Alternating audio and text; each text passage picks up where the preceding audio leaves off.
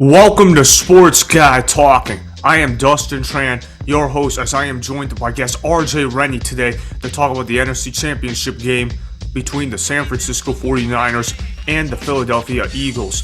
The 49ers are on a 12-game winning streak, including the postseason, while the Eagles owned the best record in the NFC with a 14-3 record. These two teams have been elite on defense all season long, and the winner of this game will end up advancing to Super Bowl 57. Before I say anything else, though, I want to present you guys with a topic question. So, here it is. Who's winning the NFC Championship Game? 49ers or Eagles? Well, it's a tough question to answer, Dustin. And I guess my question is, have these teams shown any weakness? I mean, these are two heavyweights, and I know we've said in Super Bowls in the past where it's like kind of the unstoppable force versus the immovable object, talking about a great offense and a great defense. Well, what happens when both objects are immovable and both forces are unstoppable? That's kind of what we have going into this NFC Championship game. I can't find a weakness with either one of these teams. And what makes it better is that their starting quarterbacks are in third year and mystery relevant from this past draft on the offense. And both of these offenses hum at such an effective level that I don't know exactly how this game is going to turn out. And it's very difficult for me to make a pick right now. Really? That's how you're feeling? It kind of is. I mean, I feel like the game could go one of two ways, and correct me if I'm wrong. I think it could either be a defensive slugfest where both of these defenses show that they are better than their respective offenses, which is tough to do, but I think if anything, that would probably be the way San Francisco wants to play, because if there's any scheme that can break down an effective defense, it's a well-run offense that Kyle Shanahan likes to run. Or the other one is going to be similar to the Ohio State and Georgia semifinal, which is going to be whoever blinks first, whoever makes the critical mistake. Both teams are going to score a lot of points, and it's going to be whoever makes the critical mistake, whether that be Jalen Hurts, whether that be Brock Purdy, who makes that one mistake. Yeah, well, I'm also kind of with you too. I do think it's going to go one or two ways. However, I'm kind of go in different routes than what you're going to be saying with. I do see this game potentially being a defensive struggle, particularly if the Philadelphia Eagles don't get going early and often. But one thing that I want to note is that the Philadelphia Eagles have the best second quarter team in the National Football League. So that means when they get rolling, they get really going, which means I think that this game has potential for a blowout written all over. I understand Brock Purdy. It's been a fantastic story. I like the guy. He's a good quarterback. 7-0 as a starter. 5-0 in the regular season. 2-0 in the postseason. He's calm. He makes good decisions in the pocket. He has the intelligence of a veteran quarterback. Obviously, when you think about the San Francisco 49ers, you think about Christian McCaffrey, think about Deebo Samuel, you think about George Kittle, you think about Brandon Ayuk, you think about the defense, you think about the play calling of Kyle Shanahan. Kyle Shanahan's one of the best coaches in all of football. But I believe that if there's any team that is suited to stop the scheme in the roster of the San Francisco 49ers, I believe that it's the Philadelphia Eagles, because you look at this Philadelphia Eagles, they got a stacked offensive line. They probably got the best O-line in all of football, if not one of the best. So that can somewhat counteract with the 49ers' elite defensive line and also the Philadelphia Eagles defensive line. Don't sleep on those dogs, though. They got dogs on that defensive line. All right, they got Hassan Reddick. He's got 16 sacks on the year. They got Fletcher Cox. They got Jordan Davis coming off the bench. So that's already just pretty stacked right there. And they also got Brandon Graham as well. Feels like he's been here forever. Then you look at the fact that they have Gardner Johnson. He's a good player at the safety position. Then you got James Bradbury and Darius Slay, two playmakers at the cornerback position. So I think that the Eagles, they have the defense to limit the 49ers offensively. And I think that the Eagles offense could potentially pour it on this Niners defense, and they could potentially give them fits, because you look at the losses that the San Francisco 49ers have had all year. What did they struggle against? They struggled against quarterbacks that are mobile and against running backs that are good at running the football. And what do the Philadelphia Eagles do almost better than anybody else in the National Football League? They run the ball. So I think this game has potential for blowout written all over it. But yeah, I'm with you. If it's not blowout early, I could see this being a defensive struggle down to the wire. And I feel like that is San Francisco's only hope of winning this game. I mean, if San Francisco wants to win this game, they got to keep this low scoring. They got to shorten the possessions. I think they got to make sure they get a mistake from Jalen Hurts. That's how the Philadelphia Eagles lost their only game with Hurts as their starter. That's because the Commanders, they held the ball all game long. That's exactly what the San Francisco 49ers got to do in that situation.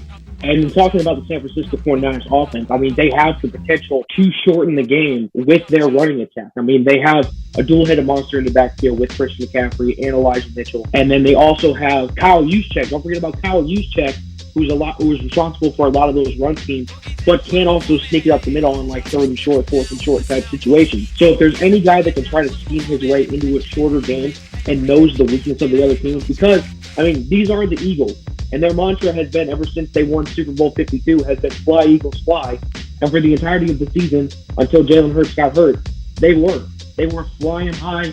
And nobody knew how to ground them until Washington did, and then Gardner Minshew wasn't able to get them a win. But then eventually kind of got there over in week 17 and 18. But then they absolutely pummeled the Giants. And that's pretty much when we saw the Eagles return to their mid-season form, which is how they were looking earlier in the year when they were still, 11-0, 12-0, something like that. But if there's anyone that knows how to ground the Eagles, it's going to be Kyle Shanahan. And he's going to know exactly what he could do to put his team in the best position to win, but also not put his rookie quarterback in harm's way against that ball-hawking Eagles secondary and that aggressive Eagles pass rush. Because we know the front seven of that Eagles, both of these teams, the front seven are extremely good. The back ends of these teams are extremely good. However, the edge probably goes in the back end to Philadelphia. They have more names and more notable playmakers in their secondary. And we obviously know offensively, it's the best individual running attack for the Eagles. The best team running scheme is in the hands of the 49ers, no doubt. And as far as overall playmakers, that advantage goes to the 49ers. Now, as far as the quarterback comparison, that probably has to go to Jalen Hurts because he's been doing it for the entire season. But don't sleep on Brock Purdy, man. I know he plays well in the San Francisco 49ers system, but if we watch that game that he played last week against Seattle, he was able to make some off-script plays, but he always wasn't trying to make it with his legs. He was running around to sometimes he was scrambling the end zone, but he was running around to throw the ball and eventually make the right play. So,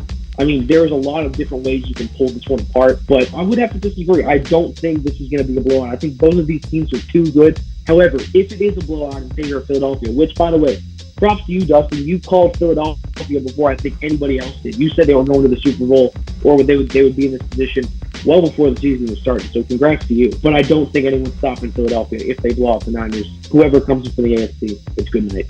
Yeah, I can agree with that take. All right, so, and yeah, I think Brock Purdy's been doing pretty well too. Shout out to him. He's doing a pretty good job for them. I mean, he's been doing an incredible job for them. All right, so let's wrap this up. Let's ask, what's the score prediction? What do you think's going to happen? I know you said it's tough for you, but just try to make one. All right, so I'm going to go, as much as I love the Mr. Irrelevant story, I still, in my heart, as a Packers fan, do not want to see San Francisco have success. As much as I know you're a big Christian McCaffrey guy because you're a Panthers fan, and I like Christian too. And I really like Brock Purdy as a player and as a story. I would rather see Philly do it, mainly because I want to see. I mean, we don't have Bills Mafia to contend with anymore in the playoffs, so I want to see these rabid Eagles fans what happens if they what happens when they get in the Super Bowl and if they wind up winning the Super Bowl. So I'm gonna go ahead and I'm gonna keep it along the line of that Ohio State Georgia game, and I'm gonna say 45-42 Philadelphia. Whoa, you're going shootout, man. Yeah, that's pretty bold of you. I'm going to go ahead and make a bold take on the score, too. I'm going to go ahead and say this game's going to be a blowout. I'm going to say the Philadelphia Eagles are going to win 34-14. I think the Eagles have a strong second quarter. I think Brock Purdy, he's going to end up playing like a rookie this Sunday. I know he hasn't played like that very often, but it feels like it's coming from him at some point sooner rather than later. I think it comes this Sunday.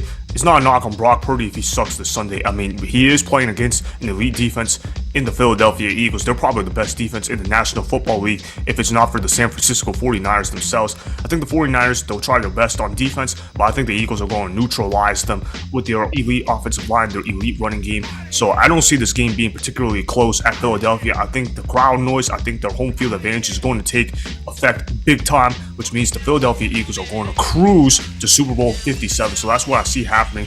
Well, thanks for being on the show, RJ. Appreciate you coming on here. All right, make sure you follow his Instagram at LilBigMan55. The link will be in the description box below. Again, thanks for being on the show, man. Appreciate you having me on, Dustin. Great talking about this stuff. Yeah, definitely, man. All right, see ya, bro. Take it easy. Yep. Bye. That was RJ Rennie that you guys just heard. All right, so he's a big NFL fan. Alright, and he decided to go ahead and make his championship picks in the NFC Championship game. He's going to go with the Philadelphia Eagles winning this game by the score of 45-42. Meanwhile, I'm going to go ahead and predict a blowout in this game, as the Eagles will win this game by the score of 34-14.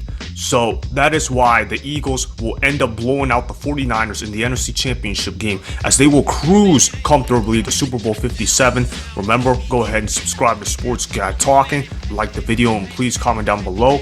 If you guys do that, I may shout you guys out in my Instagram story every Monday. That'll be for the @DustinTran Instagram account. Make sure to follow me on Instagram @DustinTran and @SportsGuyTalking. Also, go follow me on Twitter @DustinTran. Again, go ahead and do those things that I just told you guys to go do. Hopefully, you guys enjoyed the content that was just produced. Peace out. I hope you enjoyed that video. Want more Sports Guy Talking, the home of great sports content? Make sure you click that subscribe button to get the latest from Sports Guy Talking. Go ahead and like the video. Comment down below. Check the description box on the video in order to follow my Instagram and Twitter. Also, be sure to check out more of the best clips from the YouTube channel Sports Guy Talking.